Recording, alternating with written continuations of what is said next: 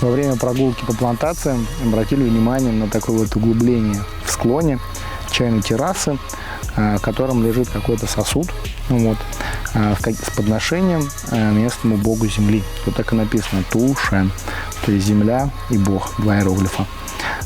Трактуется это по-разному, то есть есть такое понятие, как бог места. Также часто такие камни закладывают еще при начале какого-либо строительства. Вот. Ну и вот такие подношения местному домовому или полевику, которые делают чайные крестьяне, чтобы у них хорошо развивалось их чайное хозяйство. Есть такая шутка про одно растение, что на самом деле это дерево, просто ему вырасти не дают. Так вот, чайное дерево – это тоже дерево, просто ему вырасти не дают. Если ему дать немножко вырасти, видите, какой сразу вырастает мощный побег. Это делают для того, чтобы потом срезать и использовать для черенкования. Вот. Кроме того, в общем-то, это тоже куст того же самого дансуна, да, который и растет в Чаочжоу. Только здесь из него делают зеленый чай.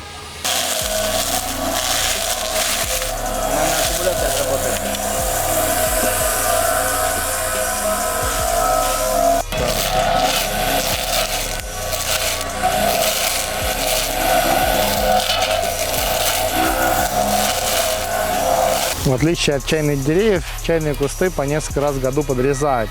Основная подрезка бывает осенью. Сейчас как раз сзади нас крестьянин этим занимается.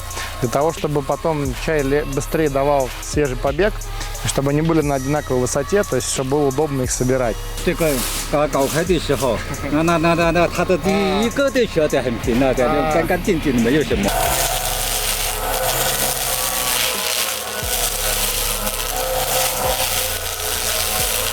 Что здорово, то что современные технологии дошли уже даже до самых удаленных уголков Китая. Потому что раньше, я помню, что ходили очень долго с такими бензиновыми вонючими косилками. А это у него, можно сказать, такой электромобиль. То есть это на аккумуляторе косилочка, работающая на электричестве. Чистый воздух, чистая энергия. Вот, то есть во многом как бы еще повторяет именно местную как бы традицию, что здесь ничего не поливают. Но здесь как бы климат подходящий, и говорят, что здесь в этом месте очень мало вредителей, которые едят куст, поэтому он не нуждается в большом количестве удобрений. Очень забавно то, что в некоторых провинциях используют это вот сырье после подрезки, да, то есть берут там, делают какой-то самый-самый дешевый чай, там, прессованный или еще какой-то прям вместе с ветками, либо обдирают.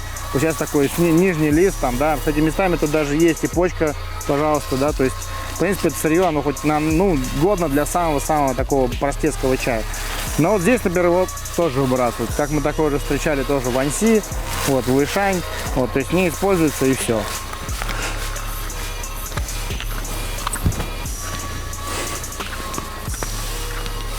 Мы минбалы, что мы это ходишь? Пусть那个骨头，人烧的骨头。А,骨头。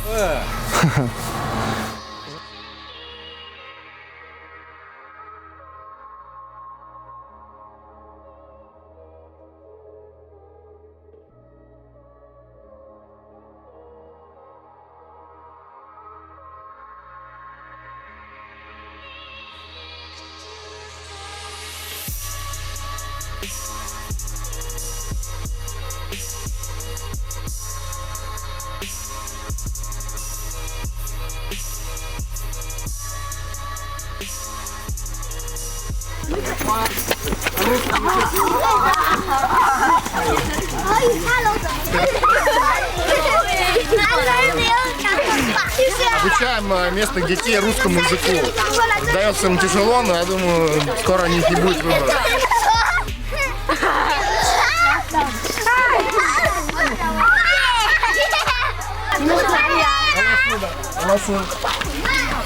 最大的那个国家，在北方。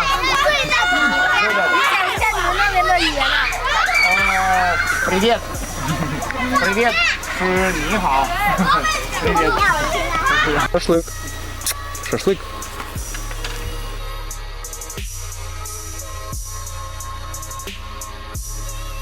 С каждым годом в Китае можно встретить все меньше и меньше действительно старых строений, которым там по несколько десятков или даже, может, по паре сотен лет. Но если забраться как можно дальше от цивилизации, то попадаются деревни, где таких домов большинство. И эта самая деревня, она одна из них. Именно так выглядел Китай до революции. Вот. На самом деле мало что изменилось в таких вот удаленных местах. То есть, в общем, жизнь очень простых крестьян. Здесь, на самом деле, довольно бедная деревня. В общем-то, они в основном занимаются выращиванием чая, но не только. То есть, еще овощи, фрукты. То есть, на таком самообеспечении, можно сказать. Вот.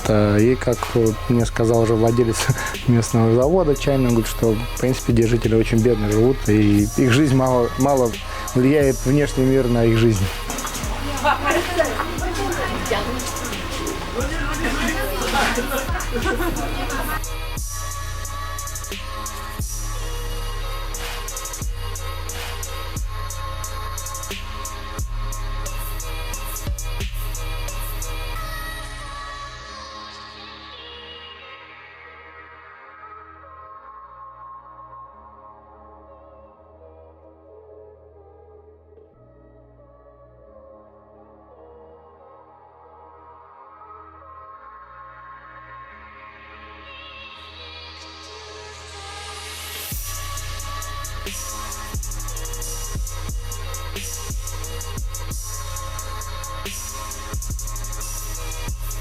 Студент Лео.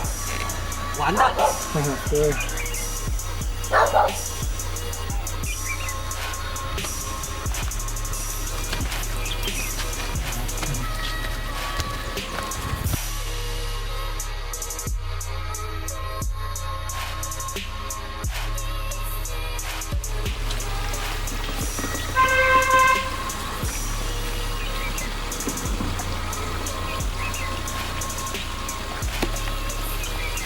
Несмотря на межсезонье, все-таки удалось найти немного местного чая.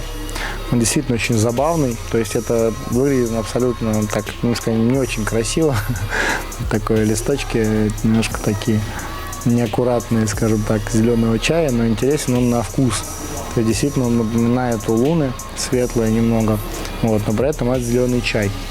Еще интересный такой момент, то, что местные тоже его выдерживают какое-то время, то есть считается, что нормально, что он там 3, 4, 5 лет полежит, и тогда он становится вкуснее.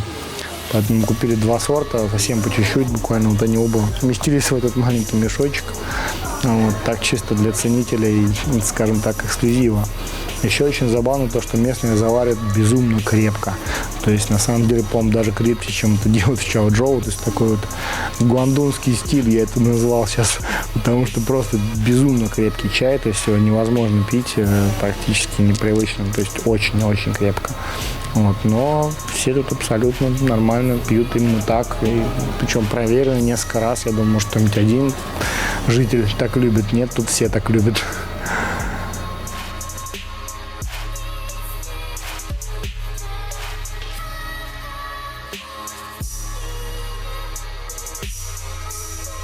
Основное занятие мужчин в деревнях – это мешать растворчик.